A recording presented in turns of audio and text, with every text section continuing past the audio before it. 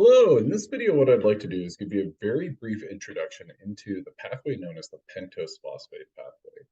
This is a sugar metabolizing pathway that serves a little bit different purpose than what we're accustomed to with glycolysis.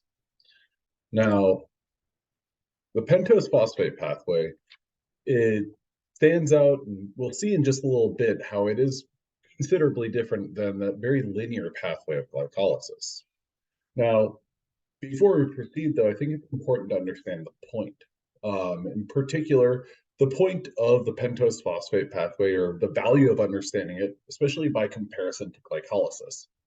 Now, glycolysis has a couple of fairly apparent reasons that it's important. First and foremost, it's responsible for generating ATP, taking glucose, extracting ATP from it. This is a very important first step in any sort of cellular respiration. In addition to that, it generates important precursors for other metabolic pathways, specifically the citric acid cycle. Likewise, the pentose phosphate pathway, which we're going to see in just a little while, pathways involved in amino acid biosynthesis, and those involved in lipid synthesis. Now, when it comes to amino acid biosynthesis, sure, there are the values of synthesizing amino acids for the purposes of making a protein, but there are also amino acids that serve as metabolic precursors for things like L-DOPA, which is a precursor for dopamine. Likewise, there are amino acids that are involved in the synthesis of epinephrine. So synthesizing amino acids is kind of a step towards synthesizing small molecule hormones like dopamine and epinephrine. Now, when it comes to lipid synthesis, lipids, sure, they play a role with respect to storing energy and being a major part of membrane bilayers as well as micelles, but also there are lipids that are not your fatty acid lipids. For instance, there are your cholesterols, your steroid hormones, which examples of those are your sex hormones. In addition to that, there are lipids like vitamin A, which is synthesized from lipids. So glycolysis kind of is a straightforward pathway, glucose to pyruvate, but along the way, it opens the doors to tons of other metabolic pathways. Now, in a nutshell, glycolysis serves to provide a quick boost of energy, but then it also provides that sustained energy by breaking down pyruvate into CO2. But it's also a pathway that gives way to a number of different metabolic pathways and synthesis of more complicated molecules.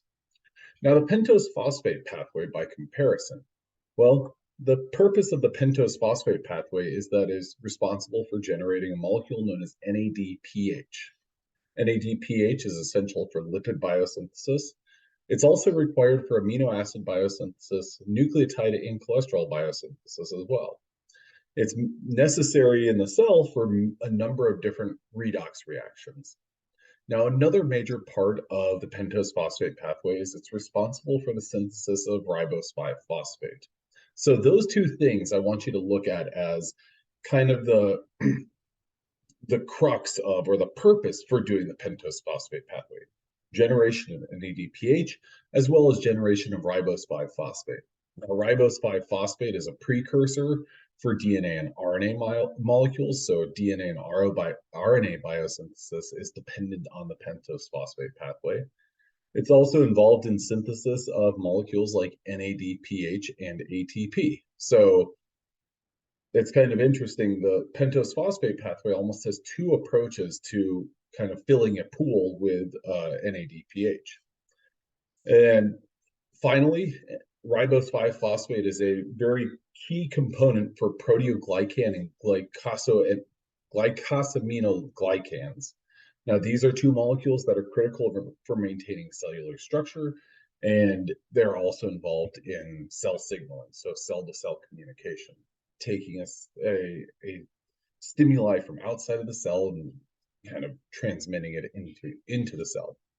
Now, when it comes to these two different molecules, NADH, which we talked about as being molecule that's synthesized in glycolysis, versus NADPH.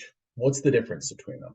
Well, one thing that you can say that makes them different is NADH is generally going to be synthesized in glycolysis, and it's primarily utilized for fuel metabolism.